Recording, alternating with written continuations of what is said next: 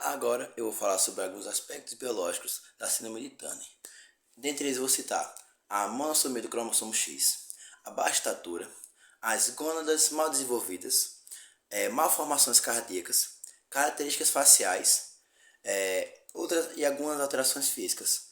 Também vou citar a diabetes do tipo 2, problemas renais e alguns problemas psicológicos.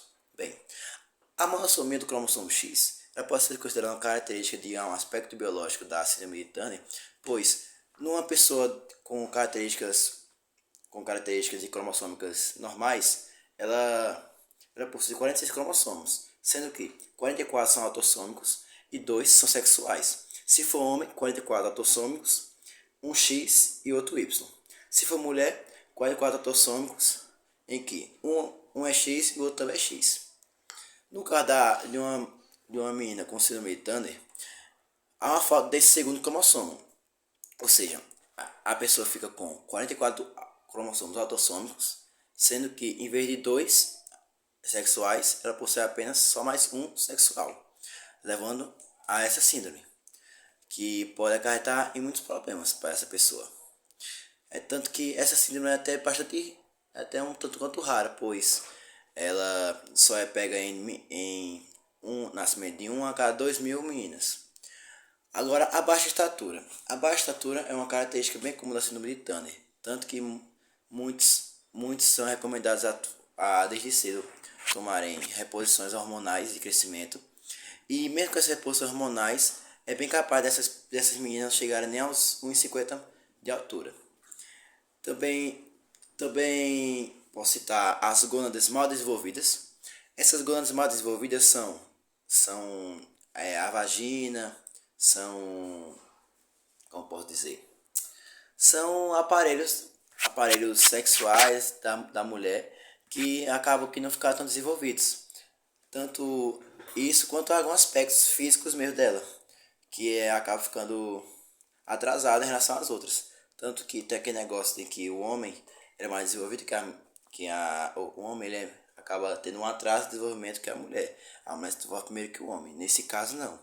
Por conta do problema da síndrome, a menina acaba tendo um grande atraso de desenvolvimento. Também é bem comum malformações cardíacas, como alguns dos aspectos, principalmente na arda, que é um vaso sanguíneo do coração. Eu acho que, se não me engano, o maior vaso, perdão, o maior vaso sanguíneo do coração é que ele passa por todo o corpo, ele é bem importante e tem que ser diagnosticado esse problema e tratado o quanto antes para não ocorrer alguns problemas piores. Também posso citar algumas características faciais, como por exemplo a característica das orelhas, um pescoço mais encurtado. E eu também posso falar de outras características físicas como a baixa estatura, como eu citei, e um tórax mais alargado. Também é bem comum dessas pessoas com síndrome de Turner terem a grande chance de possuírem diabetes tipo 2. É bem comum. E problemas renais, como principalmente retenção de líquido. Retenção de líquido e outros problemas, como, sei lá, infecção urinária, por exemplo. E um aspecto que acho importante também citar são problemas psicológicos, que essas pessoas acabam ficando, pois se elas nascem com essa síndrome, elas acabam se achando diferente das outras pessoas por conta desse problema, por conta dessa condição genética deles ou delas. Aí é muito importante que ela já tenha um acompanhamento com o psicólogo desde o início, pois é bem provável que ela tenha alguns problemas por conta dessa diferença dela. E agora eu vou passar a voz para outro colega. Bem, agora eu caio que eu vou falar sobre algumas formas de tratamento da síndrome de Turner, como é mais comumente realizado o tratamento de pessoa por pessoa, ou de uma forma mais geral. Eu vou citar cinco partes do tratamento, que seria a terapia com hormônio de crescimento, a reposição hormonal, deixa eu ver, alguns dos problemas decorrentes da síndrome, como por exemplo cardíacos, renais, auditivos, que também é importante um acompanhamento regular e um acompanhamento psicológico. Bem, começa com a terapia de reposição hormonal. É muito importante é muito importante essa terapia, pois a menina que nasce com síndrome de Turner tem vários problemas de hormônios, como por exemplo a falta de testosterona e progesterona, o hormônio feminino. Aí, com a falta desses hormônios, ela acaba desenvolvendo muitas características femininas e tendo um atraso nesse crescimento ou nesse desenvolvimento dela como mulher. Também é importante citar a terapia do hormônio do crescimento. A terapia do hormônio do crescimento, que é importante, pois essas meninas acabam não chegando nem a 1,50 ou 1,40, acabam ficando realmente bem pequenas. E sem esse hormônio, elas acabam tendo problemas sérios de crescimento. Tanto que o máximo que ela pode chegar, como já citei, é de 1,50, mesmo com o hormônio de crescimento desde cedo sendo tomado. Também é bem comum ver problemas cardíacos nos vasos sanguíneos da paciente, problemas renais e problemas auditivos, por conta da característica das suas orelhas, que acabam atrapalhando a audição e outras coisas. Também é muito importante citar aqui no tratamento deles, é importante ter sempre acompanhamento regular com o médico, porque não basta só os problemas que eu já citei antes. Mesmo ela é uma pessoa normal, ou ela é uma pessoa como qualquer outra, e ela pode ter outros problemas, sem ser esses que é decorrente da síndrome de Turner. E por conta dessa síndrome, ela precisa mais ainda ter um acompanhamento direto com um profissional, para caso tenha alguma decorrência, algum problema, seja ser tratado quanto antes. E também um acompanhamento psicológico, porque essas pessoas acabam tendo vários problemas na sociedade, problemas sociais, se enturmar e tudo mais, ou não se aceitando como é, por conta de como nasceu, de sua condição genética. Aí acaba tendo alguns problemas psicológicos, como por exemplo uma depressão, uma ansiedade, por conta de tudo isso. E é isso. Vou falar um pouco sobre as expectativas futuras para quem tem síndrome de Turner.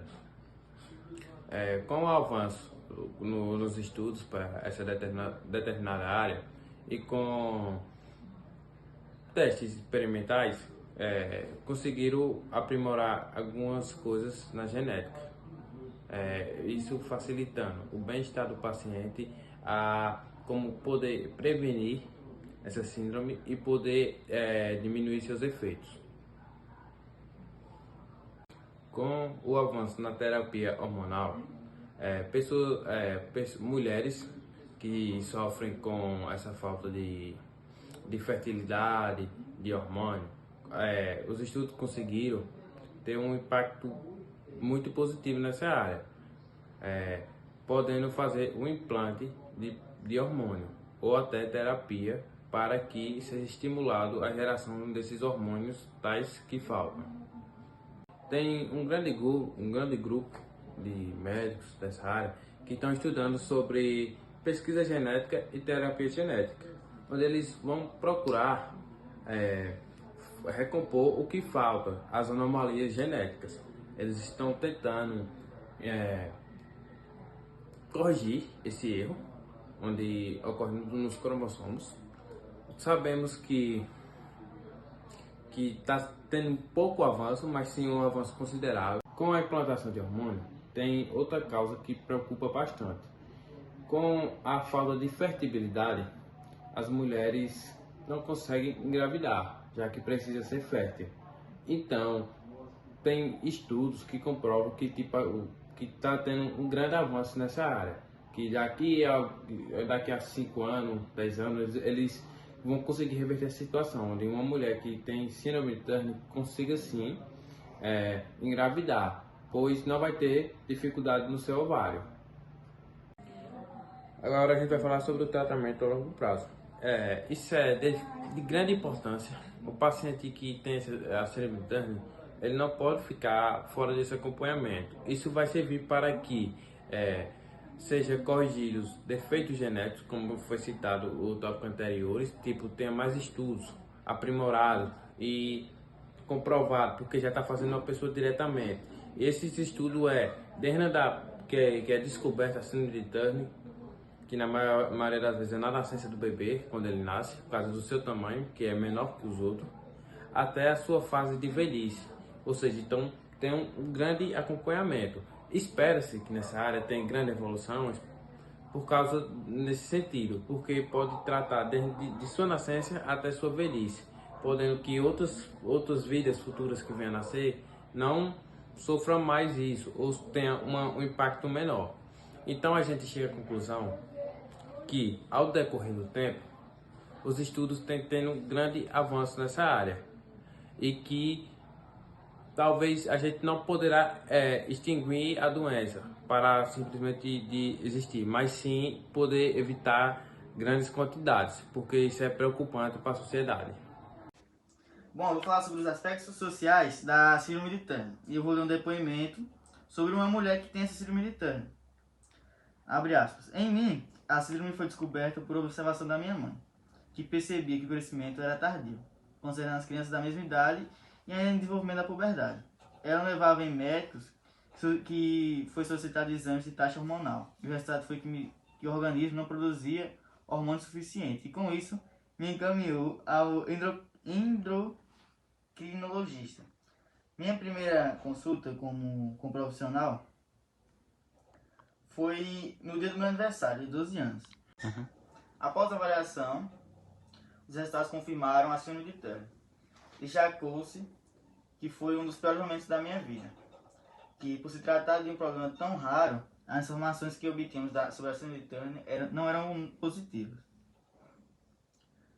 A síndrome de Turner não possui cura, contudo, existem tratamentos que diminuem o impacto da anomalia, possibilitando assim as mulheres que são acometidas uma vida normal. Pelo fato de não possuir características físicas tão acentuadas referentes a ST, o diagnóstico foi tão tardio e difícil. Na atualidade, os exames do pré-natal são bem mais específicos para os gestantes. E ainda, no útero pode ser diagnosticado a anomalia genética. E logo após o nascimento, iniciar o tratamento. Considerando as abordagens dos autores sobre a gama de acometidos para as mulheres com ST estão sujeitas a baixa estatura no ambiente escolar e social. A questão de esterilidade evidencia o maior conflito psicológico. Supõe-se que seja devido a isso que as profissões escolhidas pelas mulheres com ST sejam relacionadas ao cuidado e ensino, principalmente das crianças, como enfermagem, professora, babá, médica e etc. Talvez seja devido à esterilidade e por gostar de ficar com as crianças, que escolhi pela atuação na docência, optando pela profissão de professora.